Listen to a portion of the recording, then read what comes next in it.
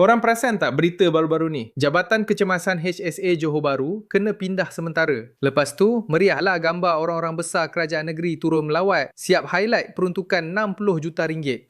Nampak macam kerajaan negeri yang payung habis kan?